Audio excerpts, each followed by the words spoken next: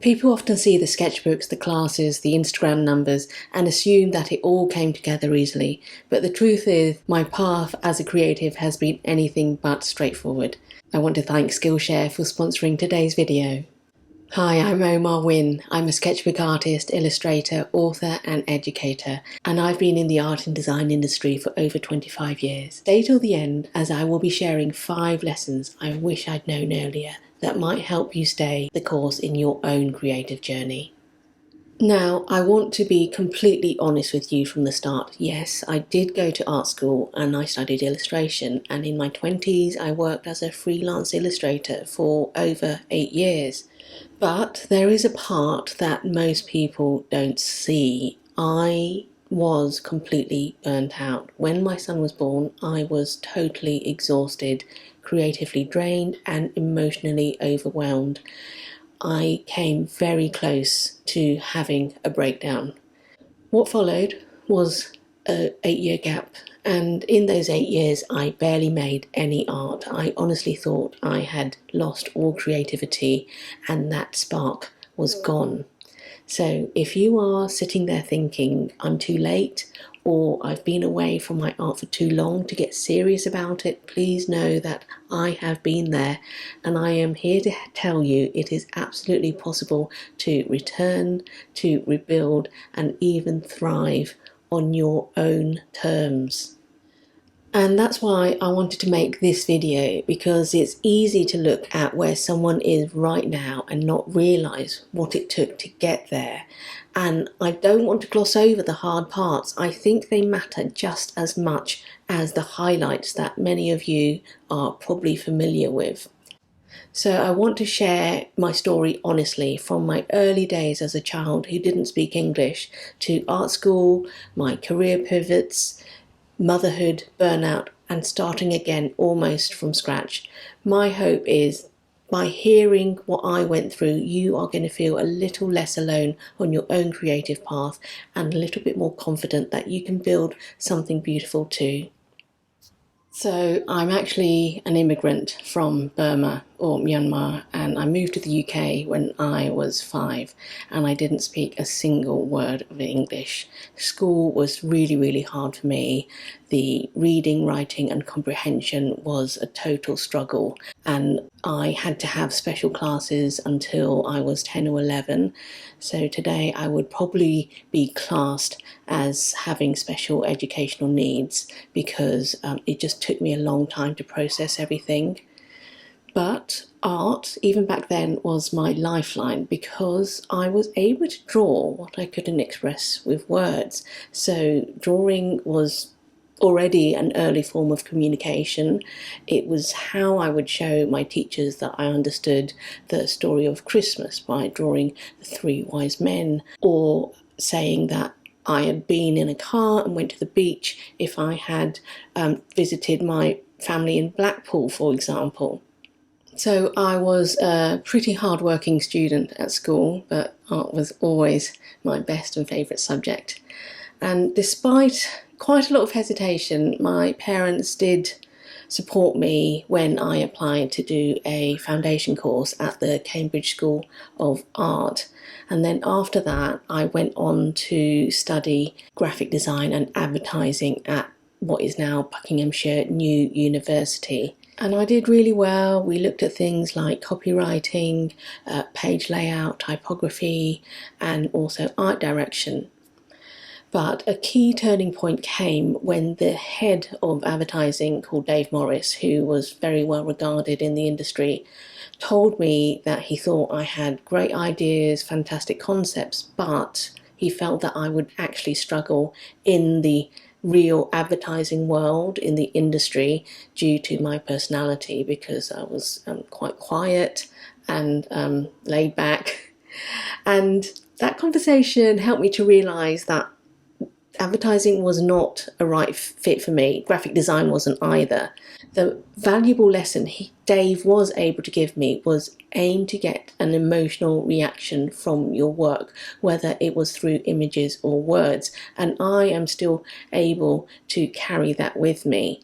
Luckily, I was able to switch to the new illustration course that had been set up at the same university just the year before, and I finally felt at home, and I thought that that was a much more freeing space for me. I was able to get messy and experimental, especially with printmaking, and I loved the printmaking room. I spent so many hours in there, and I even made handmade paper, like mushed it up and laid it out flat, dried it, and I created a massive 12 Days of Christmas collage for my degree show.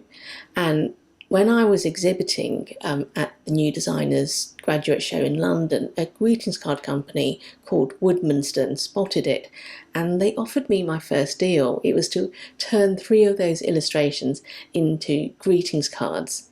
However, despite having that deal, I was unemployed for over 6 months because nobody wanted my prints from my printmaking. So I decided I really had to pivot. I was good at life drawing, and I decided I was going to develop this. So I started creating these quirky editorial style with lanky figures, with big hands, which could be really expressive, and feet. And this led to a lot of editorial jobs within health and beauty, and also tween magazines, because I was being asked to illustrate exercise routines and lifestyle pieces, and also book illustrations about sewing and makeup, like step-by-step stuff. Skillshare has kindly sponsored this video, and if you didn't know already, I'm a top teacher on the platform. Skillshare is an amazing online learning community with thousands of creative classes ranging from illustration, graphic design and photography. One of my most popular classes is Organic Expressive Florals, where I guide you step by step to paint loose watercolour florals with essential ink details. Students can upload their projects, and I love giving feedback to help you grow. Plus, you can check out other inspiring classes by some of my teacher friends who share their expertise, including Mimi Chow with foundational drawing, Lisa Bardot with 20 fun Procreate projects, and Mike Lowry's class about keeping a daily sketchbook. So whether you are just starting out or looking to refresh your practice, there's something for everyone. And right now, you can get a 7-day free trial with 20% off your first year and a 30-day money-back guarantee, so there's no pressure if it's not the right fit. Just click the link in the description below to explore and start your free trial. Or pause the video right now, scan this QR code, and it will take you straight to Skillshare. So the same time that was happening, I also started freelancing at a company called Tigerprint, who later became part of Hallmark, and they worked on greetings cards and stationery and gifts for Marks and Spencer's. I actually lied to get my first interview. I claimed that I knew how to use watercolour, but I absolutely didn't back then, and they sent me home after a few hours of trial. But a few weeks later, they did call me back for a different role. It was cutting and pasting for mock-ups for Christmas cards, where I would have to cut out holly or mistletoe or stars for their presentation or for their mood boards. And it was a really, really fun time for me, very joyful and collaborative. And then in 2000, I was headhunted by another greetings card company, and they did work for all the big UK retailers like WH Smith, Next, Sainsbury's. And in fact, about 50% of the greetings cards that went out featured my handwriting, and I was really proud of that. And I stayed at that company right up until my son was born. So while I was pregnant, my then husband started a design company with his best friend, but they really struggled to find paying clients. So I just kept on working at the card company during the day and freelancing on illustration jobs in the evenings, and also working weekends. Even after my son was born, I kept taking on more freelance work, and he was not a good sleeper, so I was getting really, really sleep deprived. And it turned out that first year I was actually earning more than my husband, along with his company, with his friend. And I realised it was just all too much for me. And a health visitor actually told me that I very likely had postpartum depression and slightly rethink my priorities. I felt like I had been trying to do the right thing, to be a good mother, but also to keep some income coming in because we really, really needed it. However, I was totally exhausted and I was crying almost every day. And that moment was another turning point for me. I told my husband that I couldn't work anymore. I just wanted to be with our son. And that had a huge emotional and financial implications going forwards, but it was really necessary at that point. I'm going to call this next bit part 2 because I took a massive 8-year break from art and illustration, and I was able to then focus on my babies. My home life consisted of cooking and gardening, and I did have a second child, my daughter. We lived on a really low income because only my husband was working. So to make ends meet, I cooked from scratch every day, I sold things on eBay, and I thrifted a lot. We did not have a very exciting life. My husband and I was able to set up a company together for tax reasons, and I was able to earn a small monthly director's salary plus dividends depending on the month. Sometimes it would be £1,000 a month, sometimes it would be £400, and sometimes there would be no dividends.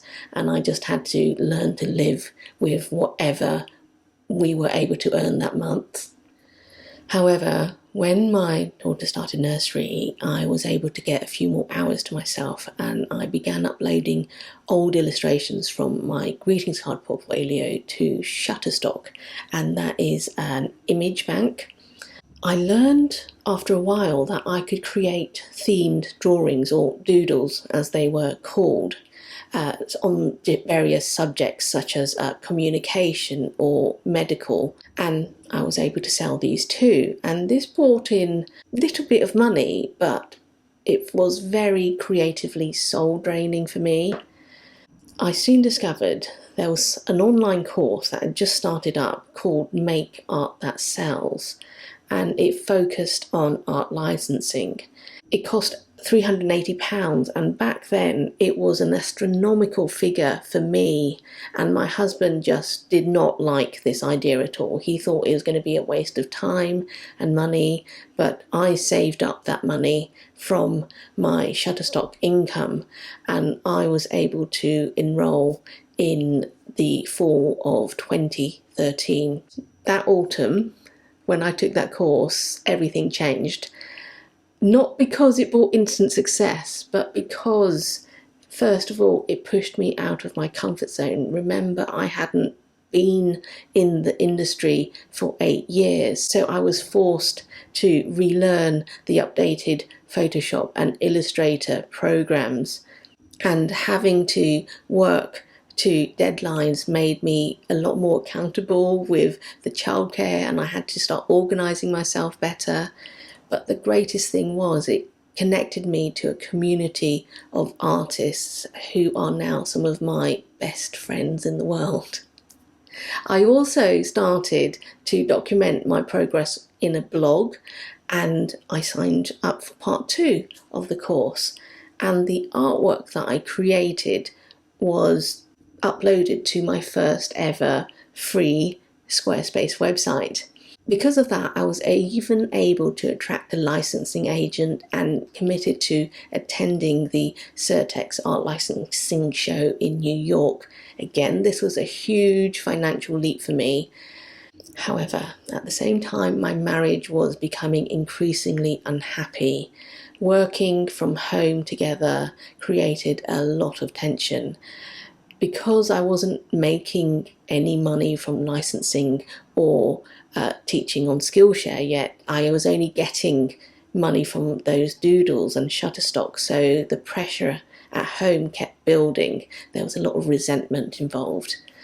That is when I began to sketch at the kitchen table. It was just to escape that shared office space. It was 30 minutes to myself, and those little sketch sessions became a lifeline for me. It was like a hit of dopamine, and also at the same time meditation to keep me grounded and sane.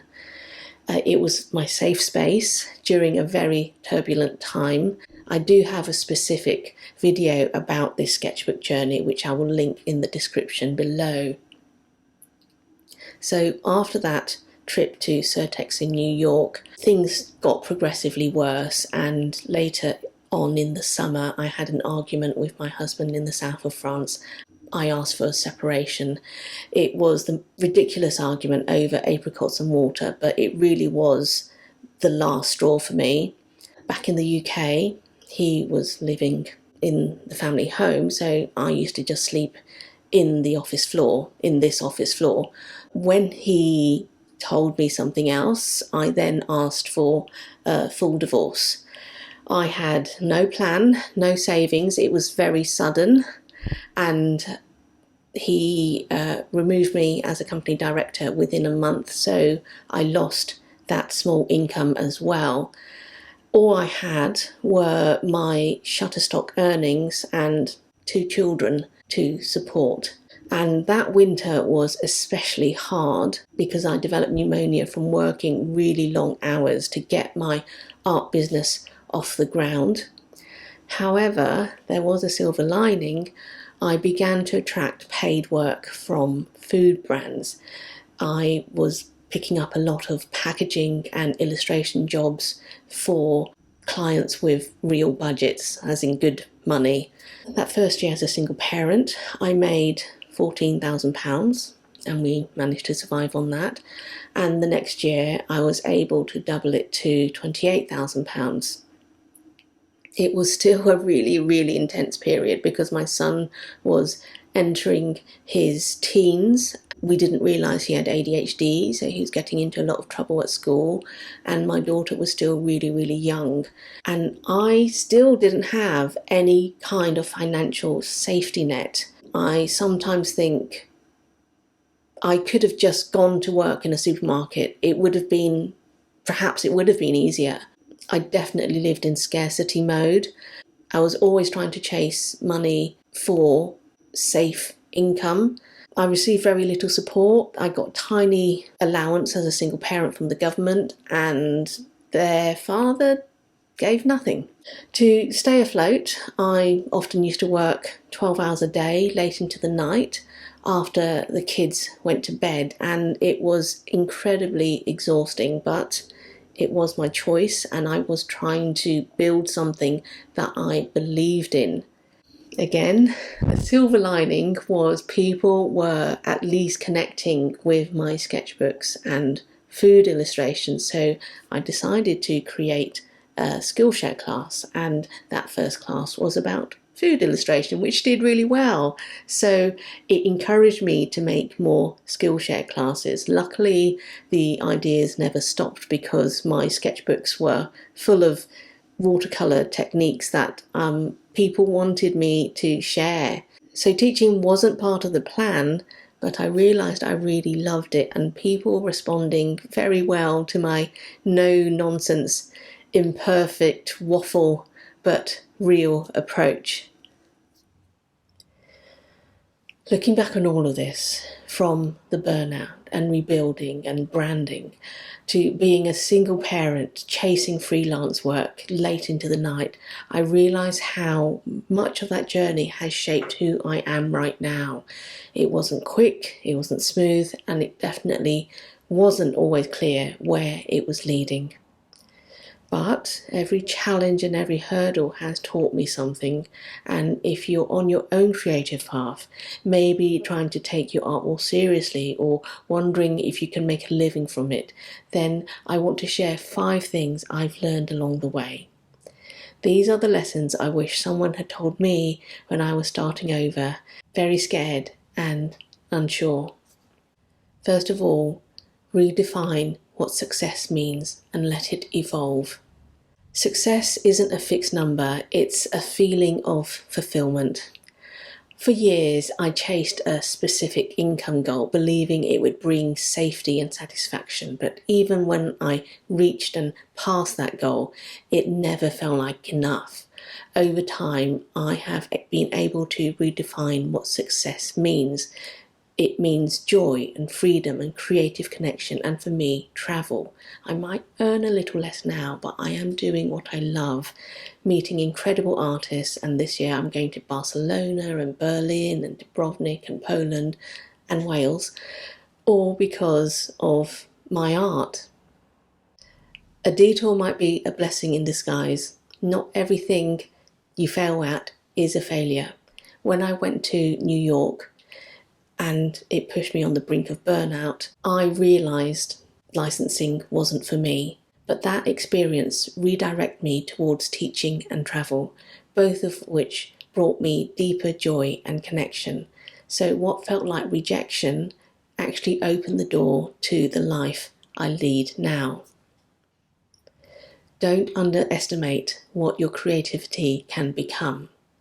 I never imagined that my messy personal sketchbooks would one day support me financially through Skillshare, classes and Patreon. If you told my younger self that I'd make good money from painting fruit, teaching art online and working with global brands, I would not have believed you. The path was not straight or smooth, but it is proof that small beginnings can lead to big outcomes. There is no such thing as an overnight success, only consistent courage. It is not actually luck, it's layers of effort. People may see 190,000 Instagram followers and assume it happened fast. The truth is, it took over 10 years of consistent posting and creating and adjusting. A lot of hard work never made it onto the grid. So don't let those numbers fool you. Growth is actually really slow and quiet and is happening behind the scenes. So keep going. Let your vision lead the way, not fear. I truly believe your heart knows what to do, so let that guide your next steps. If you're just starting out and feeling overwhelmed, I encourage you to try a vision exercise. Imagine your ideal creative life without worrying about how it's going to happen. Let that vision guide your decisions. Take small steps in the right direction and celebrate each one, whether it's landing a small commission or cooking a dinner that both your kids ate. They are still wins. Trust that your heart and gut know the way, even though your head is probably filled with shoulds. Remember, I have come from a special needs student to this artist and author. So from humble beginnings, anything can happen. In these 5 lessons, I have shown you a messy creative path, and I hope something in here has helped you feel seen or encouraged. If you're in the middle of your own creative journey, maybe just starting out or trying to pick things up again, I want you to know it's okay to go slowly, it's okay to change your mind, and it's okay to begin again. I would love to hear from you in the comments. Maybe share where you are right now in your creative path, or which part of my story resonated with you most. And if you found this video helpful or comforting, please give it a like and subscribe to my channel. Thank you so much for watching. I'll catch up with you next time.